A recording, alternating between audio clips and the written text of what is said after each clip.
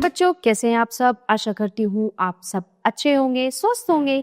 स्वागत है आपका इस कक्षा में। आइए आज हम पढ़ते हैं हिंदी व्याकरण का पाठ 3 शब्द विचार। मनुष्य अपने विचारों का आदान प्रदान करने के लिए भाषा का प्रयोग करता है, इसलिए भाषा का सरल, स्पष्ट व अर्थपूर्ण होना आवश्यक है। भाषा में ये सभी विशेषताएं तभी समाहित होंगी जब शब्दों का सही व क्रमबद्ध रूप से प्रयोग किया जाए। शब्द ही भाषा को अर्थपूर्ण या अर्थहीन बना देते हैं। देखिए, रिया र ई अ गुला, ग उ ल अ ब अ गुला, टमाटर ट अ म अ ट अ र अ टमाटर। तो ऊपर दिए गए शब्द अनेक वर्णों से मिलकर बने हैं और इनका एक विशेष अर्थ है। इन शब्दों को पढ़कर हमारे मस्तिष्क में एक चित्र उभर कर आता है। इनसे एक निश्चित अर्थ का बोध हो रहा है। अगर इन्हीं वर्णों का क्रम परिवर्तित करके इस प्रकार लिखा जाए तो क्या ये समूह शब्द कहला सकते हैं? यारी, लागो, मटारट। इनका कोई मीनिंग नहीं है, कोई मतलब नहीं है, इनका कोई अर्थ नहीं निकल के आ रहा है, कदापि नहीं। ठीक है ना।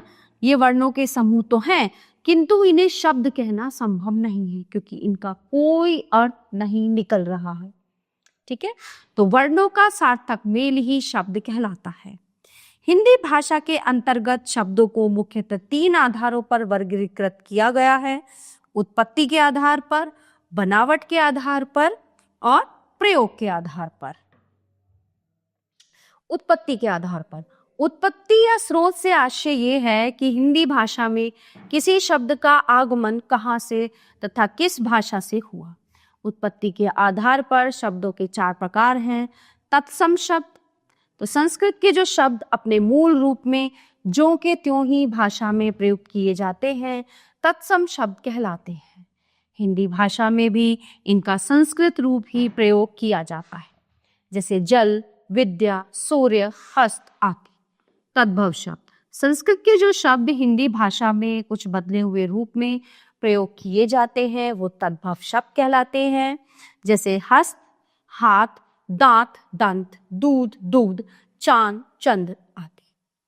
कुछ अन्य तत्सम तद्भव शब्द: पत्र, पत्ता, नृत्य, नाच, कर्ण, काम। घृत, घी, मयूर, मोर, आम्र, आम। दधी, दही, अश्व, घोड़ा, सर, सांप। दूसरा है देशज शब्द, इसमें ग। तीसरा, देशज का अर्थ है देश में पैदा हुए। ऐसे शब्द जो लोक प्रचलित हैं वो विभिन्न भारतीय भाषाओं या प्रादेशिक बोलियों से हिंदी में आए हैं, देशज शब्द कहलाते हैं।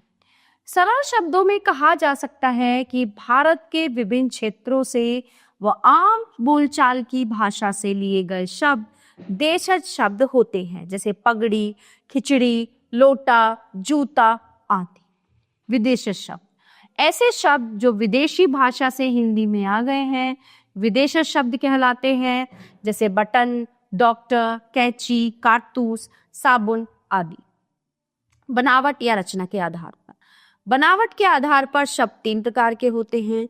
रूढ़ शब्द, ऐसे शब्द जिनके टुकड़े नहीं किए जा सकते, यदि इनके टुकड़े कर भी दिए जाएं तो इनका कोई अर्थ नहीं निकलता है, ये रूढ़ शब्द कहलाते हैं, जैसे नल, जल, काम, आज, घोड़ा आदि।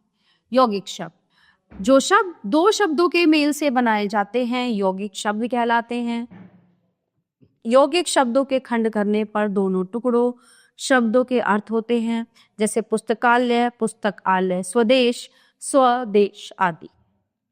योगारूढ़ शब्द, ऐसे शब्द जो 2 या 2 से अधिक शब्दों के मेल से बनते हैं तथा विशेष अर्थ की ओर संकेत करते हैं, उन्हें योगारूढ़ शब्द कहलाते हैं, जैसे चारपाई, दशानन, त्रिनेत्र। ठीक है, इनको 4 + जमा पाई, दशा जम 10 जमा आनंद, त्रि जमा नेत्र। प्रयोग के आधार पर, प्रयोग के आधार पर शब्द 2 प्रकार के होते हैं। विकारी शब्द, सबसे पहले जिन शब्दों का लिंग, वचन, कारक आदि के कारण रूप परिवर्तित हो जाता है वे विकारी शब्द कहलाते हैं।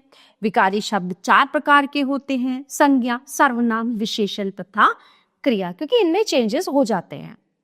अविकारी शब्द ऐसे शब्द जो सदा एक जैसे रहते हैं, अर्थात जिनमें लिंग वचन कारक के कारण कोई भी बदलाव या विकार नहीं आता, वे अविकारी शब्द कहलाते हैं। क्रिया विशेषण, संबंध बोधक, समुच्चय बोधक, विस्मयादि बोधक शब्द अविकारी शब्दों के 4 प्रकार हैं। कुछ महत्वपूर्ण तथ्य पढ़ते हैं क्या है। वर्णों का सार्थक मेल शब्द कहलाता है। शब्दों को 3 आधारों पर वर्गीकृत किया गया है, उत्पत्ति के आधार पर, बनावट के आधार पर और प्रयोग के आधार पर। उत्पत्ति के आधार पर शब्दों के 4 प्रकार हैं, तत्सम, तद्भव, देशज, विदेश। बनावट के आधार पर शब्दों के 3 प्रकार हैं, रूढ़, यौगिक, योगारूढ़। प्रयोग के आधार पर शब्द 2 प्रकार के हैं, विकारी व अविकारी। ठीक है, तो ये थी शब्दों की बात। तो प्यारे बच्चों, ये पाठ यहीं पे समाप्त होता है। आशा करती हूँ आपको अच्छे से समझ आया होगा। मिलते हैं अगली कक्षा में। धन्यवाद।